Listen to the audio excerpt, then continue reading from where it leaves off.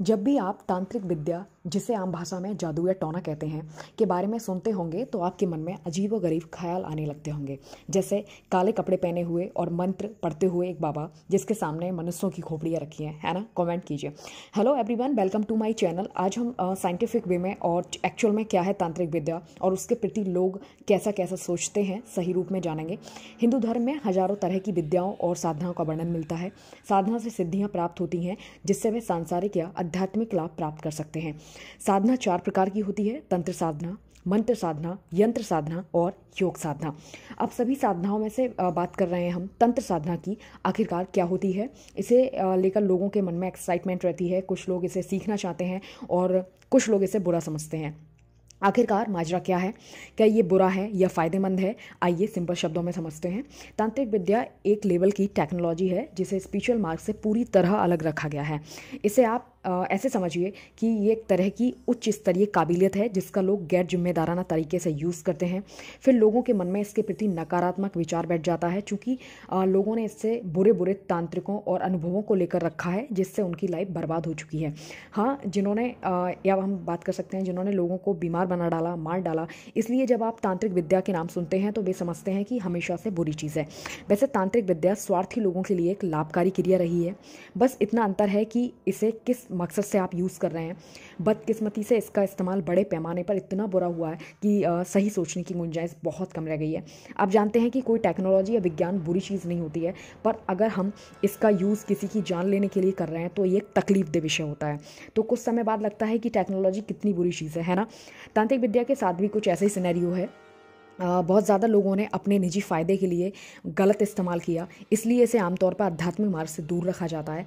लेकिन दुख की बात यह है कि दुनिया के कई हिस्सों में तांत्रिक विद्या को स्पिरिचुअल क्रिया से के रूप में उससे जोड़ा कर देख रहे हैं लोग, जो ठीक नहीं है। जब हम आध्यात्मिकता की बात कर रहे हों तो हमारा मतलब भौतिकता से परे होता है, जबकि तांत्रिक विद्या एक ऐसी भौतिक क्रिया है।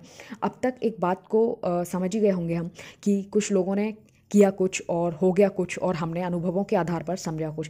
चलिए अब तांत्रिक विद्या को और डीपली समझते हैं। पहले इन सिंपल शब्दों को एक्सप्लेन करना चाहूँगी जिसका नाम आपने बहुत सुना होगा: तंत्र, मंत्र और यंत्र। तंत्र का मतलब होता है तन से, मंत्र का अर्थ होता है मन से और यंत्र का मतलब होता है मशीन से। जैसा कि तंत्र का मतलब है तन यानी कि हमारा भौतिक शरीर, इसलिए जितनी भी तांत्रिक साधनाएं की जाती हैं उनमें शरीर को केंद्र मानकर क्रियाओं को पूरा किया जाता है। मीन्स हर तरह से शरीर को ही तृप्त किया जाता है, इसे स्वस्थ रखा जाता है।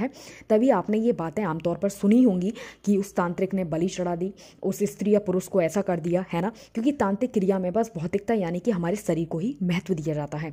लेकिन पौराणिक किताबों में ये बात साफ लिखी है, तंत्र का मांस, मदिरा और संभोग से कोई लेना देना नहीं है। जो इस तरह का कर्म करता है, जो इस तरह की चीज़ों में लिप्त रहता है, वो कभी तांत्रिक नहीं बन सकता। इसका मुख्य उद्देश्य जानने की कोशिश करते हैं कि आखिरकार क्या होता है। इसका मुख्य उद्देश्य होता है सिद्धि से साक्षात्कार करना।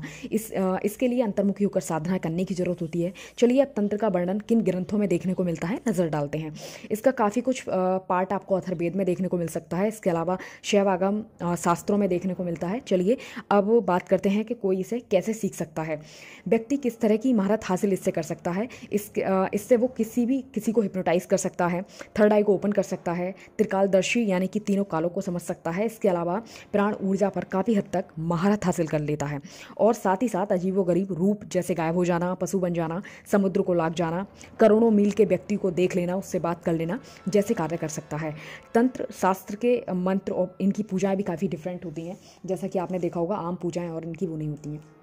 अब देखते हैं कि कौन कौन से प्रसिद्ध तांत्रिक गुरु माने जाते हैं। प्रथम उपदेशक भगवान शंकर और इसके अलावा दत्तात्रेय को मानते हैं। इसके अलावा नारद और परशुराम, भैरव, भैरवी, काली ये भी इसके उपासक रहे हैं। ग्रंथों में ऐसा भी लिखा है कि तंत्र के माध्यम से प्राचीन काल में घातक किस्म के हथियार बनाए गए हैं जिसमें पशुपत, शस्त्र, ब्रह्मास्त्र आदि शामिल हैं।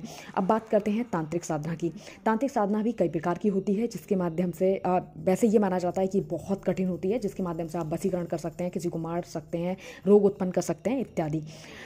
एक चीज़ और ऐड करना चाहूँगी, बहुत लोगों का गूगल और यूट्यूब पर बहुत सर्चेबल क्वेश्चन है कि तांत्रिक साधना कैसे करें। तो सबसे पहले तो प्रश्न यही उठता है कि आप तांत्रिक साधना करना क्यों चाहते हैं, यानी कि आपका जो क्यों है वो क्लियर होना चाहिए। और अगर आपका क्यों क्लियर है तो आप इससे संबंधित काफ़ी किताबों और शास्त्रों का अध्ययन कीजिए। इसके अलावा हिंदू धर्म के सन्यासी समाज के जो आपने अखाड़े सुने होंगे, उनके सन्यासियों के से आप इनके बारे में सीख सकते हैं। और मेरी तो ये राय है कि, और हर कोई आपको यही राय देना चाहेगा कि जब भी आप सीखें तो कोई अच्छे गुरु के संपर्क में इस चीज़ को सीखें, क्योंकि आप ऐसा नहीं कर सकते कि 4 किताबें आपने पढ़ी और आपने करना शुरू कर दिया, क्योंकि ये बहुत खतरनाक भी हो सकती है।